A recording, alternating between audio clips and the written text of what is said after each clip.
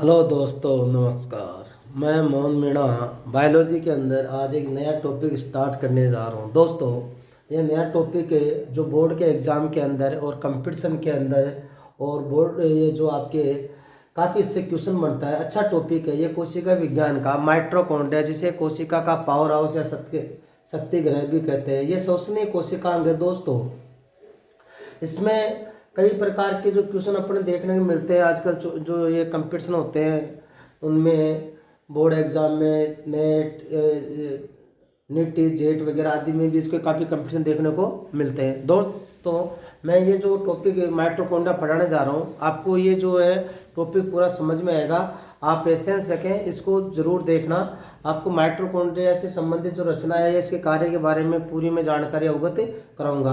दोस्तों, ये जो टॉपिक है वो जो इकोनॉमिक टॉपिक है एग्ज़ाम में, इसमें काफ़ी क्वेश्चन बढ़ते हैं। दोस्तों, मैं अब जो है टाइम जो ख़राब किए बगैर मैं अपने टॉपिक पे स्टार्ट करने जा रहा हूँ, आप इसको ज़रूर देखें। दोस्तों, ये जो है माइटोकॉन्ड्रिया है, इसे कोशिका का पावर हाउस या शक्ति ग्रह कहते हैं। ये देखो दोस्तों, सबसे पहले अपन इसके इतिहास की बात करते हैं। दोस्तों, किसकी बात करते हैं? इसके इतिहास की बात करते हैं। तो इसके इतिहास के अंदर अपन देखें इसका जो इतिहास दोस्तों, इसका जो इतिहास है, कई वैज्ञानिक इसके इतिहास से संबंधित है। जैसे पहला वैज्ञानिक है इसमें कोलिकर। कौन सा? कोलिकर जो है, कोलिकर वैज्ञानिक ने इसने दोस्तों सर्वप्रथम इसको देखा। सर्वप्रथम देखा कोलिकर ने इसको सर्वप्रथम क्या किया? देखा। बाद में आता है फ्लेमिंग ने इसे फाइला कहा। क्या कहा? फाइला कहा दोस्तों। और इसके बाद में आता है अल्टमान ने इसे बायोप्लास्ट कहा।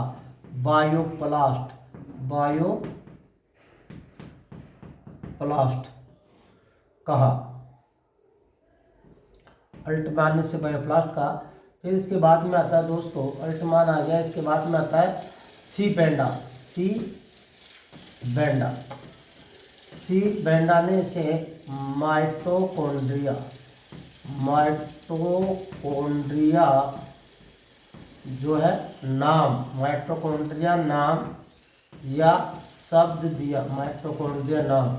और इसके बाद आता है मीविस।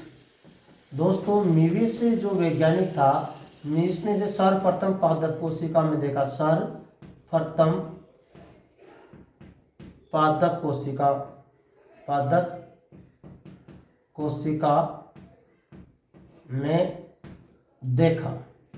दोस्तों, इसमें जो मैन आता है, इसके अंदर मीविस तो आ गया। मीविस के बाद में जो एक इसकी जो खोज का श्रेय, या ऐसे कह सकते हैं, इसमें विशेष इसमें आता है अल्टमान। ये जो अल्टमान है, ये अल्टमान इसको क्या जाता है? खोज का श्रेय। ये कई बार कंपटीशन में क्वेश्चन आ जाता है। खोज का श्रेय किसको जाता है? अल्टमान को जाता है खोज का श्रेय किसको जाता है दोस्तों? अल्टमान को खोज का श्रेय जाता है। अच्छा क्वेश्चन है ये, अल्टमान को खोज का श्रेय जाता है। तो दोस्तों, माइटोकॉन्ड्रिया की अपन बात कर रहे थे। माइटोकॉन्ड्रिया एक अच्छा कोशिकांग है जिससे काफ़ी अच्छे क्वेश्चन बनते हैं। दोस्तों, अगर इससे बात करें तो माइटोकॉन्ड्रिया के कुछ पॉपुलर नाम हैं, जिसे अपने जैसे मान लीजिए कोशिका का क्या कहते हैं? शक्ति ग्रह, सूत्रकणिका। इसके कई नाम है। जैसे मान लीजिए इसका नाम क्या है? एक तो सूत्रकणिका, इसको नया नाम, एक नाम जो सूत्रकणिका कहा जाता है। सूत्रकणिका दोस्तों, इसको और क्या कहा जाता है? इसे शक्ति ग्रह कहा जाता है। कोशिका का शक्ति ग्रह कहा जाता है। या इसको पावर हाउस कहा जाता है। पावर हाउस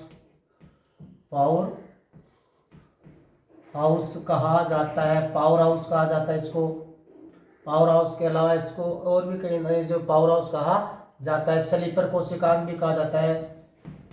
इसकी चप्पल जैसी रचना होती है, स्लीपर कोशिकांग भी इसको नाम दिया जाता है। दोस्तों, इसमें काफ़ी अच्छे क्वेश्चन इसमें बनते हैं। तो इसके ये आ गया, सूत्रकणिका, शक्ति ग्रह, पावर हाउस, स्लीपर कोशिकांग इसको कहा जाता है।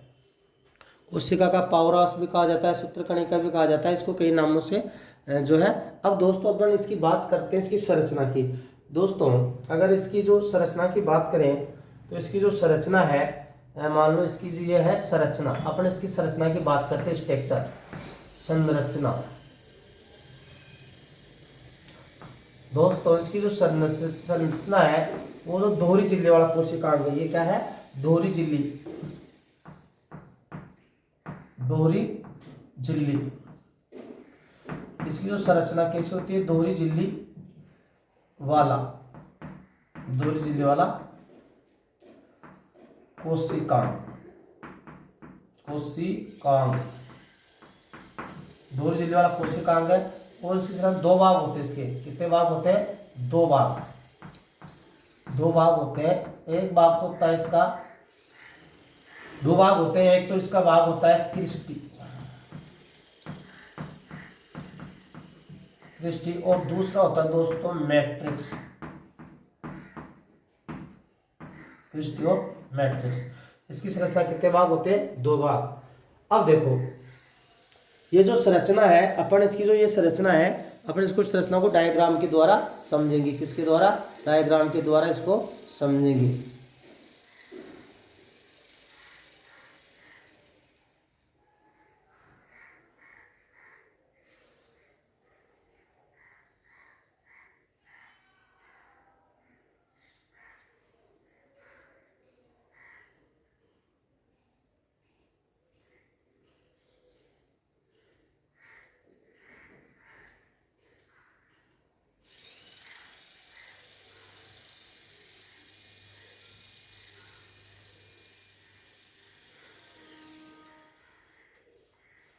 देखो इस संरचना के दो भाग होते हैं, जिसको अपन डायग्राम के द्वारा समझेंगे। अब ये दो भाग इसकी संरचना के, देखो अब इससे अपन इसका जो है डायग्राम लेते हैं अपन।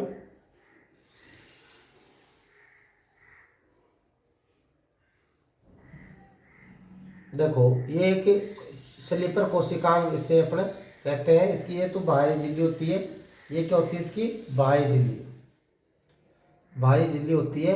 ये बाह्य झिल्ली कुंडलित होकर के अंतः झिल्ली का निर्माण, ये जो बाह्य झिल्ली से जो ये जो कुंडलित होकर अंतः झिल्ली का निर्माण होता है, तो इसकी जो है दो झिल्लियां होगी, एक तो बाह्य झिल्ली और एक अंतः झिल्ली। दोस्तों ये तो हो गई इसकी बाह्य झिल्ली।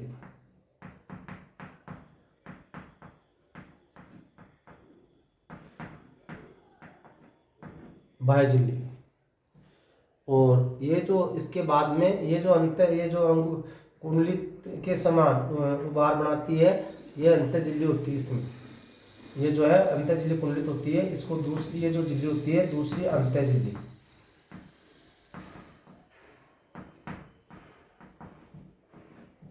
अंतः झिल्ली।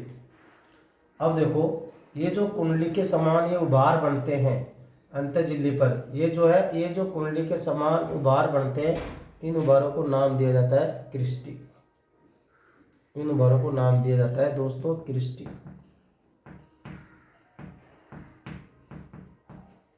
क्रिस्टी नाम दिया जाता है, इनको नाम दिया जाता है क्रिस्टी।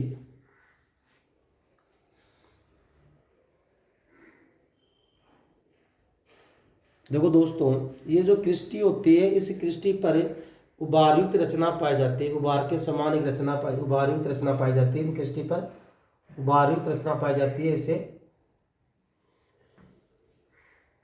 इसको या सॉरी ये जो है तंतुवत रचना पाई जाती है, और इन तंतुवत रचनाओं को नाम दिया जाता है, ये जो तंतुवत रचना पाई जाती है, इन तंतुवत रचनाओं को नाम दिया जाता है ऑक्सीसोम।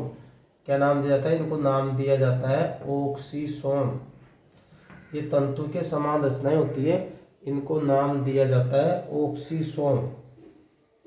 ये जो रचना होती है इनको नाम दिया जाता है ऑक्सीसोम। देखो दोस्तों अगर इनको देखें तो ये से इस प्रकार ये जो है रचनाएं बनती है। इन रचनाओं के दोस्तों तीन भाग होते हैं इसमें। ये जो ऊपर का भाग होता है ये तो हो गया सिर, ये तो क्या हो गया सिर, और ये जो भाग हो गया ये हो गया वक्ष, या ये इसका, और ये हो गया आधार, ये क्या हो गया आधार। ये तीनों रचनाएं मिलकर के, ये तीनों रचनाएं मिलकर के किसका निर्माण करती है, F1 कण, F1 कण, या इसे अपन कह सकते हैं ऑक्सीसोम, ऑक्सीसोम का निर्माण करती है, ऑक्सीसोम का निर्माण ये करती है दोस्तों। अब देखो ये जो ऑक्सीसोम होता है, इस ऑक्सीसोम पर ईटीएस की क्रिया संपन्न होती है, और ये जो ईटीएस की क्रिया जो होती है आधार से शीर्ष की ओर चलती है। ये जो कैसे चलती है, ये F1 कण या ऑक्सीसोम है, ये F1 कण या ऑक्सीसोम। इस F1 कण इस पर जो ये क्रिया कैसे चलती है, आधार से शीर्ष की ओर, ईटीएस, ये जो क्रिया आधार से शीर्ष की ओर इस पर संपन्न होती है दोस्तों। अब अगर हम बात करें जो ये जो ईटीएस होती है, इससे जो ईटीएस इसका जो नाम है ईटीएस, इलेक्ट्रॉन संवहन तंत्र, ईटीएस, इलेक्ट्रॉन संवहन तंत्र, इलेक्ट्रॉन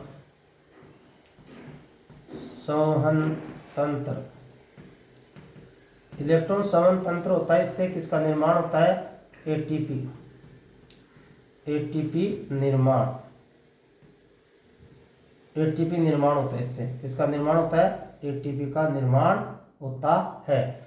इससे इलेक्ट्रॉन संवहन तंत्र द्वारा किसका निर्माण होता है दोस्तों, एटीपी का निर्माण होता है, एटीपी निर्माण होता है। तो देखो ये जो है, इसके जो है प्रथम भाग होता है, ये मुख्य भाग होता है क्रिस्टी, जिसमें एटीपी का निर्माण होता है ईटीएस के द्वारा। ये ईटीएस की क्रिया आधार से जो है शीर्ष की ओर चलते हैं, क्योंकि इसमें श्वसन के एंजाइम कहाँ पाए जाते हैं, आधार से शीर्ष की ओर पाए जाते हैं दोस्तों। इसका जो दूसरा भाग होता है, वो दूसरा भाग होता है जो है मैट्रिक्स दोस्तों। इसको मैट्रिक्स जो है का मतलब, इसमें जो है इसी क्रिस्टल को छोड़ करके जो रचना आती है वो मैट्रिक्स या आधारित पदार्थ या मटेरियल का निर्माण करती है। तो देखो दोस्तों, इसके अंदर किसको जो है क्रिस्टल को छोड़ करके, जैसे मान लो इसमें पाया जाता है कुंडलित डीएनए, क्या पाया जाता है, कुंडलित डीएनए, ये पाया जाता है कुंडलित डीएनए, कुंडलित डीएनए,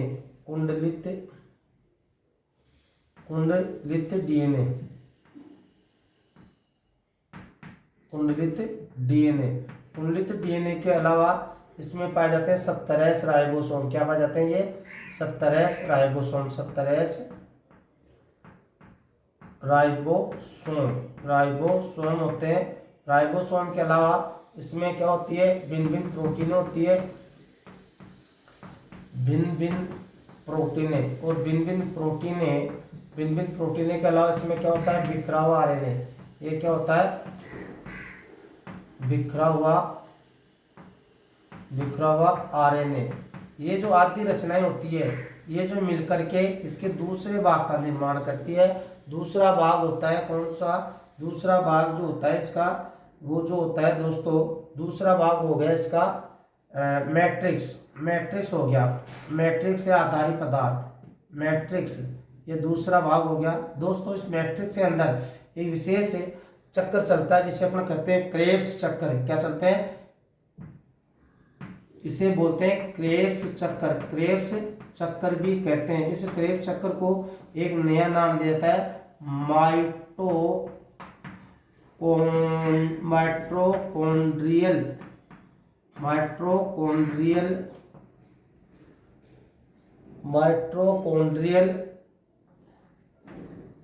चक्कर भी कहते हैं, इसे माइटोकॉन्ड्रियल चक्कर भी कहते हैं। तो दोस्तों इसके दो भाग हो गए, एक तो कौन सा हो गया, क्रिस्टी में तो क्या कौन सी क्रिया होती है, ईटीएस, कौन सी क्रिया होती है, ईटीएस की क्रिया, ईटीएस संपन्न होता है, ईटीएस, ये तो कहाँ संपन्न हो गया, क्रिस्टी में। और कौन सा क्रेब्स चक्कर कहाँ होता है, मैट्रिक्स में। तो देखो दोस्तों, इसके जो है माइटोकॉन्ड्रिया की प्रारूपिक संरचना, जिसके दो भाग हो गए, एक तो क्रिस्टी और एक मैट्रिक्स दोस्तों। इसके अंदर देखा जाए तो देखो, इसमें जो ये क्रिस्टी है मुख्य भाग होता है, इसमें जो है ईटीएस की क्रिया संपन्न होती है F1 कण पर आधार से शीर्ष की ओर संपन्न होते हैं, क्योंकि श्वसन के एंजाइम F1 कण पर आधार से शीर्ष की ओर पाए जाते हैं। दूसरा भाग होता है जिसमें जो मैट्रिक्स होता है, इसके अंदर क्रिस्टी को छोड़कर कुंडलित डीएनए, 17 राइबोसोम, भिन्न प्रकार की प्रोटीनें, बिखरा हुआ आरएनए पाया जाता है जो मैट्रिक्स का निर्माण करते हैं। मैट्रिक्स में जो इसकी जो मुख्य क्रिया या चक्कर संपन्न होता है क्रेब्स चक्कर, जिसे माइटोकॉन्ड्रियल चक्कर भी कहते हैं दोस्तों। अगर इसके अंदर जो है माइटोकॉन्ड्रिया के अंदर जो ऊर्जा एटीपी के रूप में संचित होती है, अतः इसे क्या कहते हैं, कोशिका का पावर हाउस या शक्तिग्रह। इसकी संरचना चप्पल के समान होती है, अतः इसे स्लीपर कोशिकाएं भी कहते हैं। तो दोस्तों इसे इसके जो ये इसके जो कार्य हो गया, कार्य तो क्या है इसका, ये क्या है, शक्ति ग्रह। किसका काम करता है ये, शक्ति ग्रह। किसका, शक्ति ग्रह का कार्य करता है ये, शक्ति ग्रह का कार्य करता है, क्योंकि इसमें क्या होती है, एटीपी जो है ऊर्जा के रूप में, एटीपी ऊर्जा। तो ये क्या हो गया, शक्ति ग्रह हो गया। दूसरा ये जो इसको क्या कहते हैं, स्वप्रति कोशिकांग। इसे क्या कहते हैं, स्वप्रति कोशिकांग भी कहते हैं, स्वप्रति कोशिकांग भी कहते हैं, स्वप्रति कोशिकांग भी कहते हैं। क्यों, क्योंकि इसका खुद का क्या होता है, इसमें डीएनए होता है, अतः ये अपनी जो है स्वप्रति बना सकता है। इसके ये मुख्य दो काम हो गए, एक तो शक्ति ग्रह और दूसरा स्वप्रति कोशिकांग भी ये है। दोस्तों इस प्रकार माइटोकॉन्ड्रिया के बारे में अपन जो है आज जानकारी प्राप्त करते हैं। तो एक बार मैं इसको रिपीट करता हूँ शॉर्ट के अंदर। इसका इतिहास देखें तो इसको जो कोलिकर ने सर्वप्रथम देखा, फ्लेमिंग ने फाइला नाम दिया, अल्टमान ने बायोप्लास्ट का, सी बेंडा ने इसी माइटोकॉन्ड्रिया नाम दिया, म्यूरिस ने सर्वप्रथम पादप कोशिका में देखा। अल्टमान को खोज का श्रेय जाता है। और इसकी जो संरचना के दो भाग होते हैं, क्रिस्टी और मैट्रिक्स। क्रिस्टी में ETS की क्रिया संपन्न होती है, मैट्रिक्स में क्रेब चक्र की क्रिया संपन्न होती है। दोस्तों इस प्रकार में आज ये जो है माइटोकॉन्ड्रिया के बारे में आपको जानकारी अवगत कराई। आप इसको देखें, अगर समझ में नहीं आता तो एक बार नहीं 2 बार देखें, और इसे लाइक और सब्सक्राइब करें, और अपने दोस्तों को लाइक और सब्सक्राइब के लिए प्रेरित करें। इसको एक बार ध्यान से देखें, और इसमें अगर कोई कमी या त्रुटि हो तो उसमें मुझे कमेंट करके बताएं। ठीक है दोस्तों, देखने के लिए आप बहुत धन्यवाद। नमस्कार।